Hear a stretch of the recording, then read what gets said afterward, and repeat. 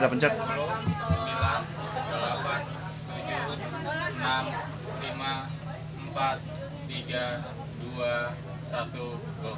Assalamualaikum warahmatullahi wabarakatuh. Jumpa lagi bersama saya Zalfu Sandiwana dan di samping saya Purwanto, kita ketemu lagi di Ngepot Ngobras edisi podcast.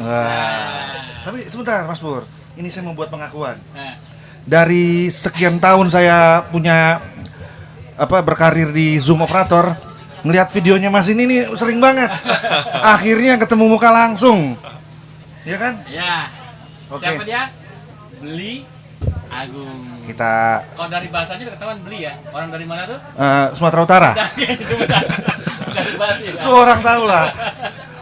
Oke, kita minta bintang tamu untuk memperkenalkan dirinya, Mas. Nah, Oke, silakan, Mas. Beli. Halo, selamat malam Mas Upin dan Mas Ipin. Saya Gomeda, saya dari Bali. Sehari-hari sebagai petani, aktivitas di on farm, development kebun. Di hilir kita ada retail online dan juga aktivitas ekspor produk pertanian teman-teman di Bali. Eksportir, cuy.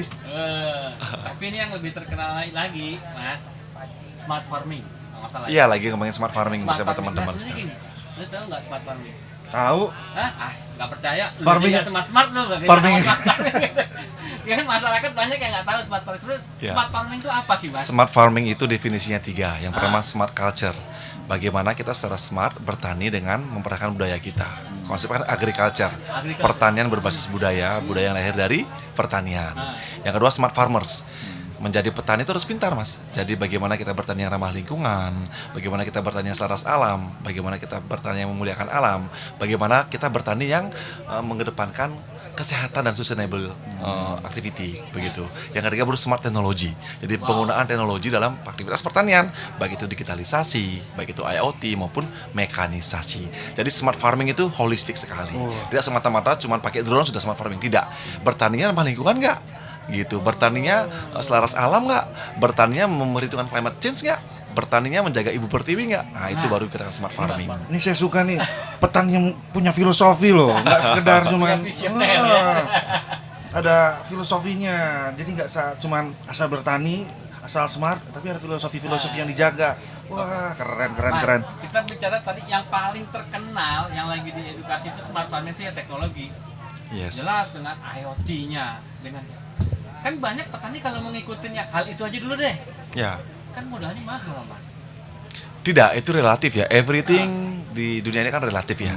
Jadi kalau uang 5 juta dikatakan mahal, ya kalau kita punya 5 miliar kan jadi murah. Kan sedikit ya, Iya. relatif. Iya. Terus kalau di pertanian uang 20 juta dikatakan mahal, kalau itu bisa menekan cost of goods sold atau HPP sampai 70% saya rasa murah. Smart farming image-nya masih mahal memang. Kenapa? Iya. Karena mereka tidak tahu. Kenapa dikatakan mahal? Karena mereka belum tahu. Banyak orang menari sulit. Kenapa? Karena mereka belum tahu cara yang menari. Menghasilkan uang dengan cara ekspor gitu sulit karena mereka belum tahu caranya ekspor. Sama juga dengan smart farming. Stigma smart farming masih mahal karena petani belum menggunakan smart farming. Petani yang masih bilang smart farming itu mahal karena mereka belum pakai smart farming. Belum pakai smart Fakta di lapangan. Jadi petani-petani kita dengan modal 25 juta rupiah development kebun 10 hari lahan itu bisa break even point cuma 4 bulan, Mas, dengan nanam cabai. BB-nya. Ya, ROI return of investment balik modal dalam waktu 4 bulan saja, begitu. Jadi itu yang teman-teman nggak tahu. Sedangkan efisiensi yang diperoleh, contoh, di Bali kami 10 hari lahan, 10 hari itu 1000 meter persegi. Rata-rata petani butuh waktu 6 jam untuk nyiram. 3 jam pagi, 3 jam sore. Jadi 6 jam waktunya habis buat nyiram saja. Dengan smart farming 15 menit selesai, Mas. Jadi bisa aktivitas yang lain. Itu dari waktu. Yang kedua dari sisi cost uang. Biasa petani 10 lahan butuh tenaga kerja 2 orang. 1 orang kalau di Bali 100 ribu, kalau 200 ribu. Kerja 15 hari, sebulan 3 juta, Mas. 3 juta dikalikan 12, 36 juta. Investasi 25 sampai 30 juta kan murah. Jadi setahun sudah ROI dengan tenaga kerja saja. Yang ketiga hemat air. Jadi air karena dia precision farming, air tidak boros. Beberapa tempat di tempat kami di Bali, tempat yang kering gitu, petani harus beli air.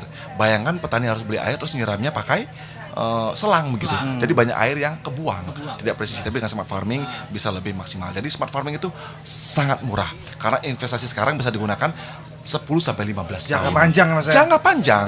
Dan efisiensi waktunya luar biasa. Secara faktual, data empiris di lapangan, petani kami sekarang banyak buka kebun baru. Karena mereka sekarang waktunya tidak banyak habis di kebun. Jadi di kebun semua sudah otomatisasi. Jam 8 pagi otomatis nyiram. Just push the button berarti Mas. Just push the button dan bisa pakai scheduling. Oh, schedule. Otomatis sudah ditinggal ke Jakarta seminggu oke. Ditinggal ya pakai smartphone Berarti semua. sekarang lagi nyiram nih. Mas belinya di sini. Iya, bisa begitu. Bisa, Seperti beda. itu. Itu ide awal di mana Mas? Apa emang Mas dulu tuh backgroundnya pendidikannya pertanian kah? Saya basic IT. Basic IT. Orang Atau IT. orang tua petani, bukan? Kami orang Bali, orang Nusantara, orang Indonesia, leluhur kita petani dan pelaut. Laut. Gitu. Jadi hampir semua kita punya DNA petani. Orang Indonesia tidak diajarkan petani pasti bisa bertani karena DNA-nya petani. Petani. Begitu. Kok bisa dari IT tiba-tiba muncul ke Mengkombinasikan ya. Iya. Jadi kalau yang pertama kenapa bisa di pertanian ya kepada teman-teman kita, pertanian adalah pekerjaan yang sangat baik untuk hidup dan kehidupan. Untuk hidup kita bisa mencari pangupah jiwa, penghasilan untuk hidupnya kita bisa berkarma baik, menjaga ibu pertiwi, menjaga air kita, menjaga lingkungan, menjaga alam dan menjaga kesehatan kita secara lingkungan. Terus tidak ada satupun bisnis di dunia yang lebih kuat daripada pertanian. Karena kita berbisnis dengan Tuhan. Kita berbisnis produk Tuhan. Pertanian, peternakan, perikanan. Dari dulu Mas, singkong itu begitu saja sampai sekarang. Telur ayam dari zamannya Nabi Musa sampai Justin Bieber sekarang begitu saja. Tapi laku. Tapi laku, nggak akan makan zaman, harganya naik terus gitu. Jadi bisnis di pertanian, bisnis di peternakan perikanan, karena nggak akan makan zaman. Kita nggak perlu berinovasi di produknya, karena tetap akan laku. Begitu karena kita berbisnis produk Tuhan, kita berbisnis dengan Tuhan. Bener That's sih. filosofinya. Saya belum pernah dengar telur update gitu. Iya. Telur gitu-gitu aja dulu, cuma kita tetap beli ya. Iya. Benar. Terus tadi smart farming itu kenapa bisa lahir sebenarnya semua lahir dari problem. Jadi kita sebagai anak muda harus fokusnya dalam inovasi, harus terus inovasi. Jadi problem itu pasti ada solusi. Di balik masalah itu tantangannya pasti akan ada solusi yang bisa meng-create value yang bisa mempermudah pekerjaan kita. Smart farming lahir dari sana. Petani kita di Goblek waktu itu tahun 2018, setiap musim kemarau tidak bisa bertani karena mereka tak ada hujan. Ada hujan. Karena tidak ada air harus beli. Dan saat beli air, satu tangki 750.000, nyiram satu hari sudah habis Mas. Gitu. 750.000. Iya, bayangkan. Itu untuk berapa hektar itu? Cuman 10 are lahan. 10? Are lahan. Besar kosnya ya. Besar. Maka tapi dengan precision farming irigasi seminggu. Gitu. Jadi sebulan cuma butuh 4 kali, 4 tangki. Jadi lebih hemat begitu jadi jatuhnya. Itulah lahir smart farming awalnya. Semua lahir dari problem. Kita create solusi. Akhirnya sekarang berkembang terus. Akhirnya menjadi, kalau kami sekarang menjadi SOP di komunitas kita di Petani Muda Keren, dan saya empower teman-teman petani milenial. Kalau bertani 2022 tidak pakai smart farming, nggak usah bertani. Gitu. Nggak usah petani. Karena bertani itu benar, petani itu penderitaan tiada akhir namun indah Mas. Ya kan? Jadi menderita, bener. Karena pada menderita panas, capek, Dekil kotor, kesannya. dekil, benar gitu. Makanya pakai smart farming. Jadi lahirnya petani muda keren gitu. Bertani harus keren karena petani memang keren gitu. Tapi harus dengan IoT dan digitalisasi dengan smart farming. Ingat farming itu tadi 3 ya, tidak merusak alam dengan smart culture-nya, terus menjadi petani pintar dengan smart farmers dan smart technology. Smart technology. Seperti itu. Itu idenya Mas Beli Agung.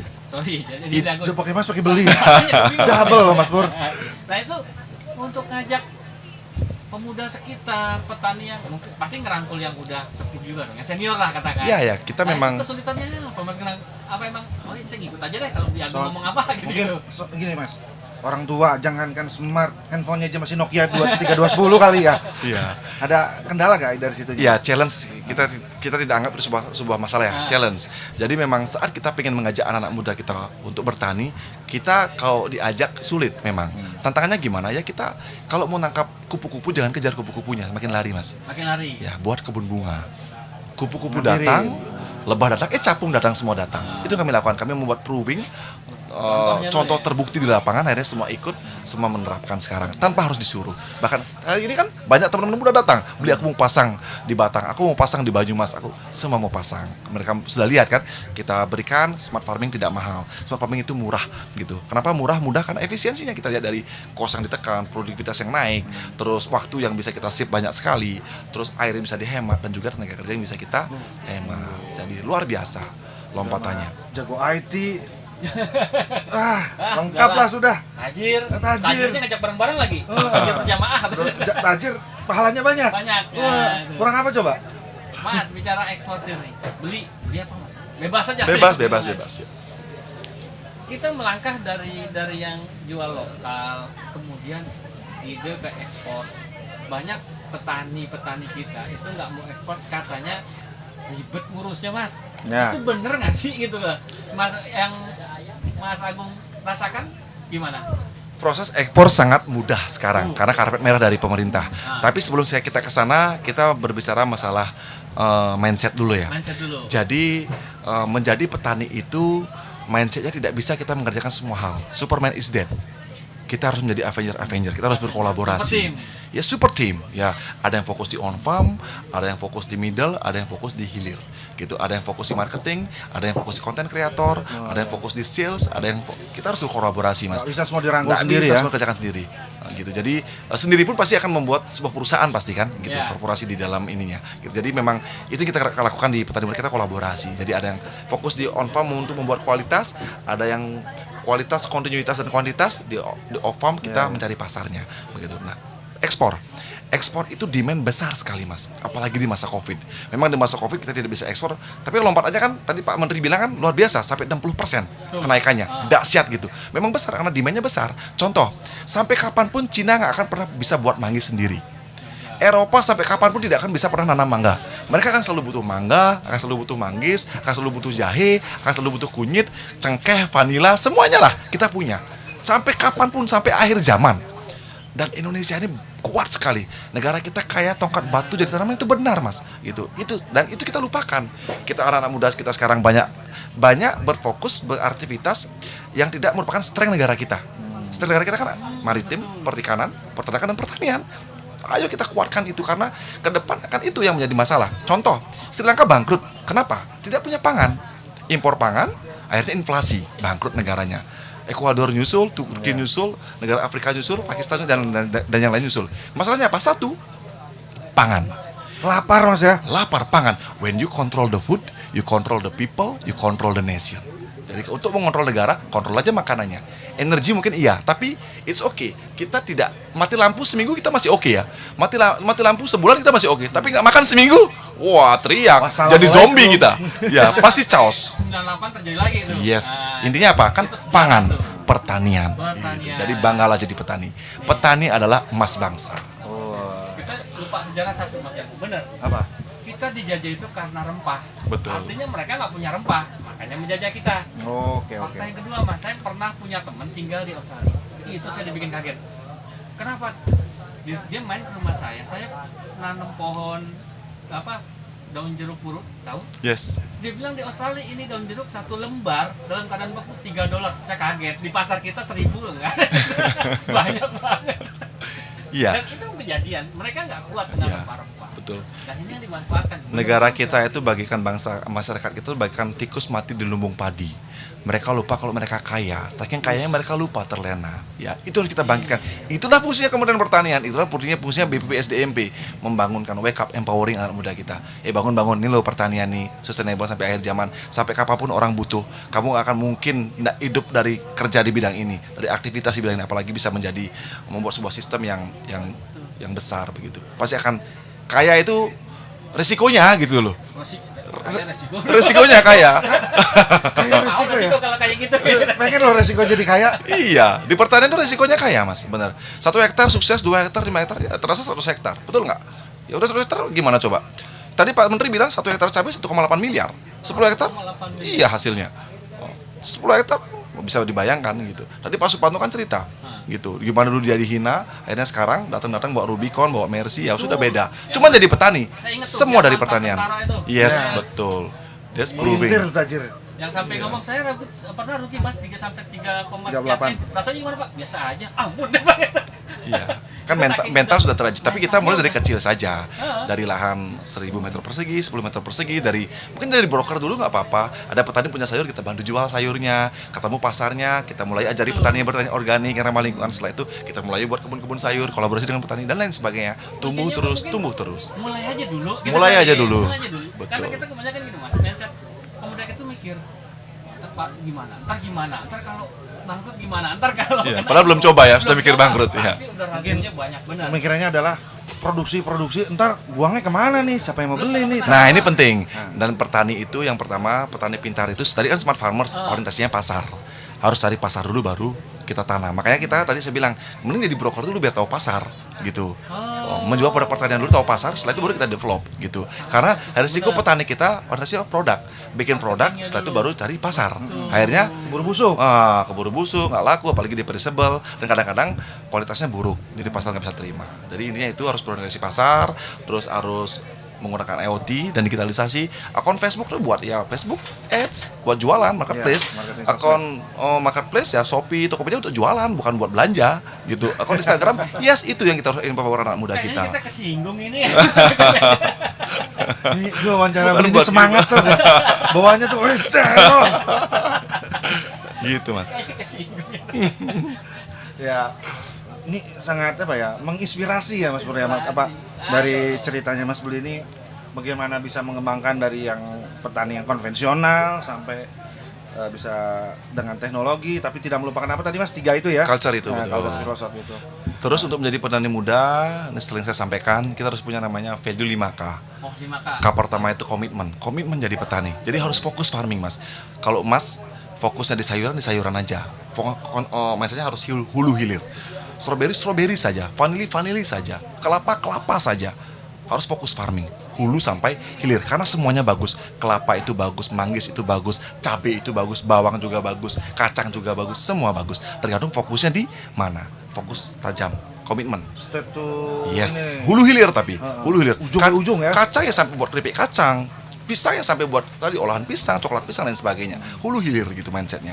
Komitmen yang kedua harus berkomunitas, wajib berkomunitas. Nggak bisa sendiri. Watling. Yes, buat petani muda keren, ada petani milenial, ada duta petani apapun, ikuti. Karena dengan berkomunitas banyak solusi kita dapatkan dari permasalahan kita. Pupuk apa yang dipakai? Oh ini. Oh ada hama apa ini? Oh, jual kemana ke sini? Jadi di sana bisa kita dapat. Yang ketiga kolaborasi dengan perbankan, dengan kementerian, dengan semua stakeholder. Karena dengan kolaborasi banyak hal yang sulit ternyata ada solusinya. Nggak punya uang ternyata ada kur nih, gitu. Yang nggak dari perbankan. Tidak punya edukasi ternyata ada program pelatihan dari kementerian. Kayak yang nomor 4 kontribusi. Sharing nih podcast kita sharing apa yang sudah kita lakukan. Terus giving is the best communication. Giving adalah adalah komunikasi terbaik. Memberilah maka kamu akan menerima. Itu yang kita lakukan selalu di petani muda keren. Kayak yang terakhir keren. Kenapa keren ya? Mulai IoT, digitalisasi dan mekanisasi begitu. N itu keren itu karena ada N mas. Kalau nggak ada N-nya kiri jadinya gitu. Makanya kita perlu bernetworking gitu. Udah jago bisa ngelawak lagi.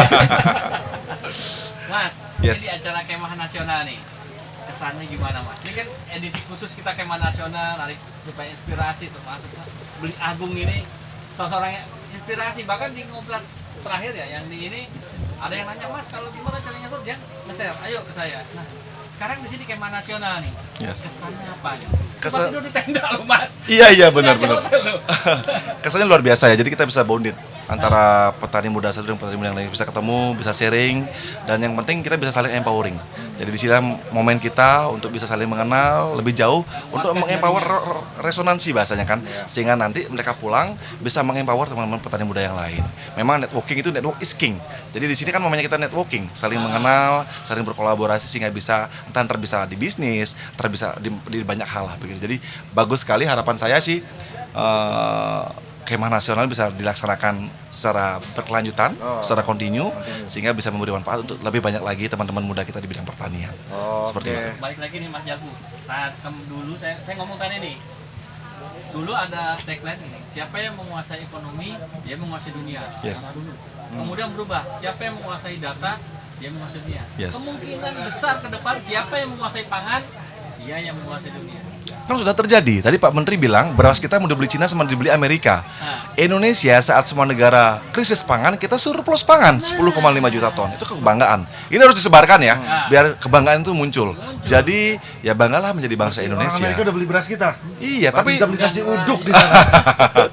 Ngerayu kan. betul. Jadi ya, who control the food, we control the people, we control the nation. Jadi memang bukan makan itu fundamental. Sehebat apapun negara, semaju apapun negara, secanggih apapun negara, kalau nggak ada makanan, seminggu rakyat pasti chaos, pasti kacau, pasti kacau. Pasti. Ya. Sekaya apapun kalau nggak ada yang mau jual makanan sama dia, buat apa tuh duit? Iya betul. Ya, dia kena inflasi juga di situ, nggak berharga uang dia. Betul. Oke. Ini topik yang menarik nih sebenarnya. Kita pengen lebih lama ya. Cuman sudah waktunya mungkin beli mau istirahat atau apa. Tidak. Oke, Sobat Tani, tadi kita sudah berbincang-bincang, sangat menginspirasi ya. Inspirasi banget. Semua ilmu yang kita bisa dapat dari beli untuk kedepannya petani-petani yang dari konvensional ke tahap yang lebih modern ya. Modern banget. Pokoknya kalau saya bilang gini, beli Agung ganteng, muda, keren, Berfilosofi, berproses, modern, bisa ngelawak terakhir ada. tajir, dan tajir ini nggak sendirian bro, ngajak tajir berjamaah kan gitu. Kayaknya berjamaah dia, nggak mau sendirian. Ini orang ini. Oke Bli, terima kasih atas waktunya Terima kasih. sudah berkenan hadir di podcast kita. Semoga kedepannya kita bisa berjumpa lagi ya Bli ya. Amin. Amin amin. Oke Sobat Tani, sampai di sini. Sampai jumpa lagi di podcast berikutnya. Ciao. Ciao.